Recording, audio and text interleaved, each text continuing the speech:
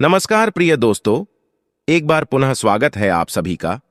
प्रिय मित्रों, आज आप इस कहानी में जानेंगे कि स्त्रियां किस श्राप के कारण गैर पुरुषों के साथ शारीरिक संबंध बनाती हैं और वो अपनी काम वासना पर काबू क्यों नहीं कर पाती हैं।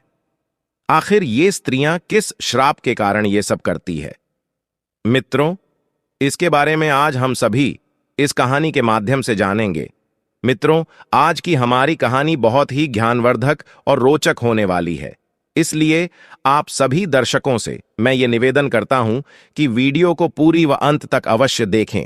तो आइए देखते हैं कि स्त्रियों के अंदर किस श्राप के कारण काम वासना की भूख जागृत हुई थी और किस श्राप के कारण देवराज इंद्र के शरीर पर हजारों यूनियां बन गई थी। मित्रों, प्राचीन काल की बात है। देवराज इंद्र अपने घोड़े पर सवार होकर वन भ्रमण के लिए निकलते हैं, अर्थात जंगल में घूमने के लिए निकलते हैं। और जैसे ही देवराज इंद्र अपने घोड़े को लेकर घूम रहे होते हैं तो उन्हें उस वन के अंदर एक कुटिया दिखाई देती है। और जब वो ध्यान से देखते हैं तो उस कुटिया के अंदर एक बहुत ही सुंदर स्त्री दिखाई देती है। और प्रिय मित्रों, जैसे ही देवराज इंद्र को वो सुंदर स्त्री दिखाई पड़ती है तो देवराज इंद्र उस सुंदर स्त्री को देखकर मंत्र मुक्त हो जाते और मन ही मन उससे प्रेम कर बैठते हैं। मित्रों, उस सुंदर स्त्री को देखकर देवराज इंद्र इस कदर उसके प्यार में खो जाते हैं कि वो अपना धर्म भी भूल जाते हैं और उसे जी जान से प्रेम करने लगते हैं। प्रिय मित्रों, उस समय देवराज इंद्र को यह पता नहीं था कि जिस स्त्री से वह प्रेम कर रहे हैं वो स्त्री तो महान तेजस्वी गौतम आर्षि की पत्नी है। प्रिय मित्रों, उस दिन तो देवराज इंद्र गौतम आर्षि की पत्नी को दूर से ही देखकर चले जाते हैं, परंतु इंद्रलोक में पहुंचने के बाद देवराज इंद्र का मन बेचैन हो जाता है और हर समय उसी स्त्री के बारे में सोचने लगते हैं जिसको उन्होंने उस जंगल में देखा था। मित्रों, जैसे तैसे करके देवराज इंद्र वो रात्रि तो काट लेते हैं, लेकिन सुबह होते ही फिर से अपने घोड़े पर सवार होकर उसी जंगल की ओर निकल पड़ते हैं और चलते चलते उसी कुटिया के पास पहुंच जाते हैं जहां वो एक दिन पहले आए थे। और उस कुटिया के पास पहुंचकर गौतम आर्षि की पत्नी अहिल्या को जी भरकर निहारने लगते हैं। लेकिन मित्रों, इस बात का पता ना तो गौतम आर्षि की पत्नी अहिल्या को होता है और ना ही गौतम ऋषि को होता है कि देवराज इंद्र उन्हें छुप छुप कर देख रहे हैं। गौतम ऋषि की गिनती महाऋषियों में आती है। वह बहुत ही महान व तेजस्वी संत थे।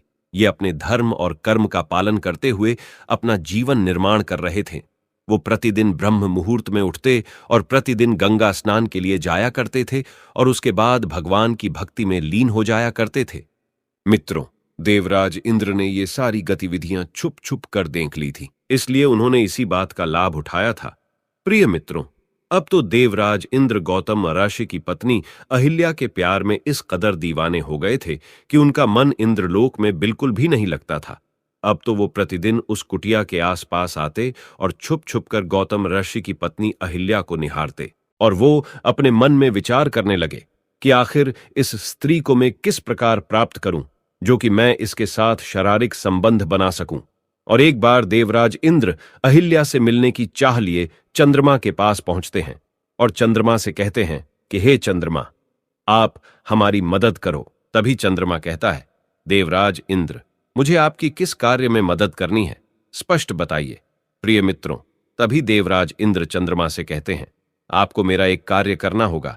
चंद्रमा कहते हैं, बताइए प्रभु, क्या करना है। तो देवराज इंद्र चंद्रमा को बताते हैं कि देखो चंद्रमा, मुझे एक स्त्री बहुत ही पसंद आ गई है और उसके साथ मुझे छल करना है और उसके साथ छल करने में आपको मेरी मदद करनी है। तभी चंद्रमा कहते हैं, देवराज इंद्र, मुझे साफ साफ बताइए करना क्या है। तो देवराज इंद्र चंद्रमा से कहते हैं, तुम मेरे साथ पृथ्वी लोक पर चलो और एक मुर्गा का रूप धारण करो।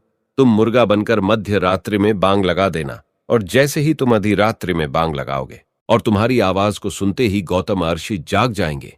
वह समझेंगे कि अब सुबह हो चुकी है और वो गंगा स्नान को चले जाएंगे। उसी बीच में उनकी पत्नी अहिल्या के साथ छल कर लूंगा। मित्रों, एक बात हम आपको और बताते चलें कि कोई भी व्यक्ति उसी को अपने दिल की बात बताता है जिससे उसके विचार भली भांति मिलते हैं, अर्थात जो उसके जैसे विचारों का होता है। तो चंद्रमा और इंद्र एक विचारों के थे, क्योंकि प्रिय मित्रों, चंद्रमा भी अपने गुरु की पत्नी को लेकर भाग गया था और इंद्र ने भी एक महान अर्ष्य के पत्नी के साथ छल किया था, तो दोनों के विचार मिल गए प्रिय बंधुओं, और दोनों पृथ्वी लोक पर जाते हैं और गौतम और्ष की कुटिया के पास जाकर छुप जाते हैं। और जैसे मध्यरात्रि होती है तभी वो चंद्रमा मुर्गा बना हुआ आवाज लगा देता है और गौतम और्ष की आंख खुल जाती है। मित्रों, उस मुर्गा का आवाज सुनकर गौतम और्ष की आंख खुलती है तो गौतम और्ष गंगा स्नान के लिए अपना कमंडल कपड़े लेकर निकल जाते हैं। मित्रों, वो गौतम आर्षि उस माया जाल को नहीं समझ पाते हैं। वो ये नहीं समझ पाते हैं कि ये एक माया है। अब मित्रों, वो गौतम ऋषि झूठे सवेरे को देखकर गंगा स्नान को चले जाते हैं और उसी समय प्रिय मित्रों देवराज इंद्र गौतम ऋषि का भेष बनाते हैं और अहिल्या से छल करने के लिए उनकी कुटिया में घुस जाते हैं और अहिल्या के पास जाकर मीठी मीठी प्रेम की बातें करने लगते हैं। और मित्रों, बातें करते करते देवराज इंद्र अहिल्या को अपनी बाहों में जकड़ लेते हैं। और मित्रों, उधर क्या होता है, जब गौतम आर्षि गंगा किनारे गंगा स्नान को पहुंचते हैं तो उस समय ना तो उन्हें किसी पशु पक्षी व अन्य जीव की आवाज सुनाई देती है और ना ही कोई गंगा स्नान करते हुए दिखाई देता है, अर्थात उन्हें किसी भी प्रकार की कोई भी हलचल दिखाई नहीं देती है। तो मित्रों, इस बात को भली भांति समझ जाते हैं कि हो ना हो ये किसी की मायावी चाल है। प्रिय मित्रों, इस बात का उन्हें आभास हो जाता है कि अवश्य मेरे साथ छल हो रहा है। प्रिय मित्रों, अपने मन में यह विचार करने के बाद वो गौतम अर्षि वहां से तुरंत कुटिया की ओर दौड़ने लगते हैं।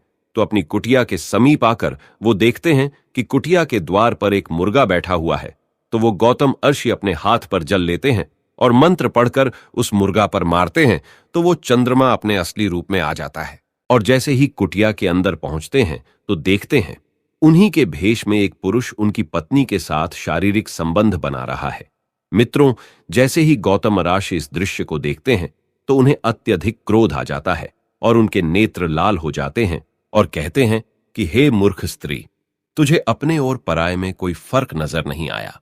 तुझ में अपने और पराये में पहचानने की शक्ति नहीं है, तो ऐसी स्त्री से क्या लाभ, तुझे तो पत्थर हो जाना चाहिए।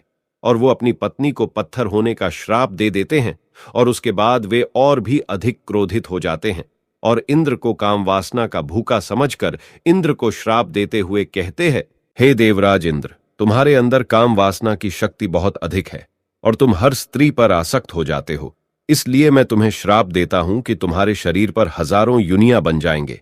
मित्रों, जैसे ही ये श्राप गौतम ऋषि इंद्रदेव को देते हैं तो प्रिय मित्रों उसी समय देवराज इंद्र के शरीर पर हजारों युनियां बन जाती है। मित्रों, ये सबको देखकर देवराज इंद्र गौतम आर्षि के चरणों में गिरकर क्षमा याचना करने लगते हैं और अपने द्वारा किए गए पाप की क्षमा मांगने लगते हैं।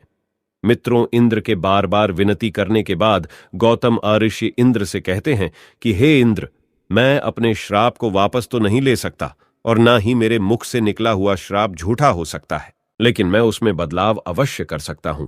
इसलिए हे देवराज इंद्र, जो तुम्हारे शरीर पर हजारों युनियां बन गई है, ये युनियां आंखों में परिवर्तित हो जाएंगी।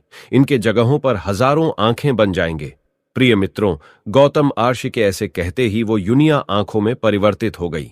और मित्रों, गौतम आर्षि ने जो अपनी पत्नी को पाषंड होने का श्राप दिया था, तो गौतम आर्षि की पत्नी अहिल्या उनसे कहती है कि हे स्वामी, इसमें मेरा कोई दोष नहीं है जो आपने मुझे पाषंड होने का श्राप दे दिया, क्योंकि मुझे इस बात का बिल्कुल भी एहसास नहीं हुआ कि मेरे साथ आकर के जिसने भी छल किया है, अर्थात जिसने मेरे साथ संबंध बनाई है, कि वह कौन है, क्योंकि वह तो आपके रूप में आया था तो मैं तो आपको ही समझ रही थी।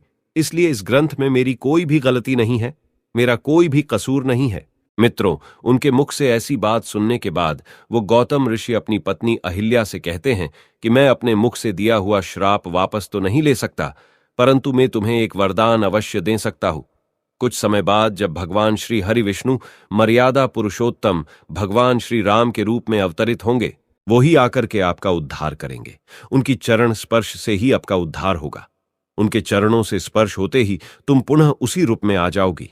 मित्रों, इस प्रकार से काफी समय व्यतीत हो जाता है और भगवान श्री हरि विष्णु मर्यादा पुरुषोत्तम श्री राम के रूप में अवतरित होते हैं और अवतरित होने के बाद अपने गुरु के साथ उसी स्थान पर पहुंचते हैं जहां की गौतम ऋषि की पत्नी अहिल्या पत्थर की सीला बनी हुई थी।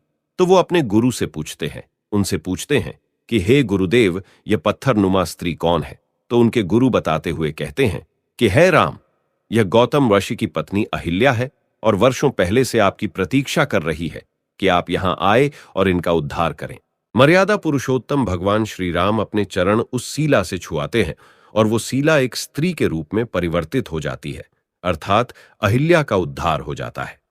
तो दोस्तों, यदि आपको यह वीडियो पसंद आई हो तो प्लीज आप हमारे चैनल को सब्सक्राइब अवश्य करें, वीडियो को लाइक करें और दोस्तों सच्ची श्रद्धा से कमेंट में जरूर लिखें जय श्री राम, जय हनुमान। साथ ही देवों के देव हर हर महादेव सदैव आप पर अपनी कृपा बनाए रखे। प्रिय मित्रों, वीडियो को अंत तक देखने के लिए धन्यवाद। जय श्री राम।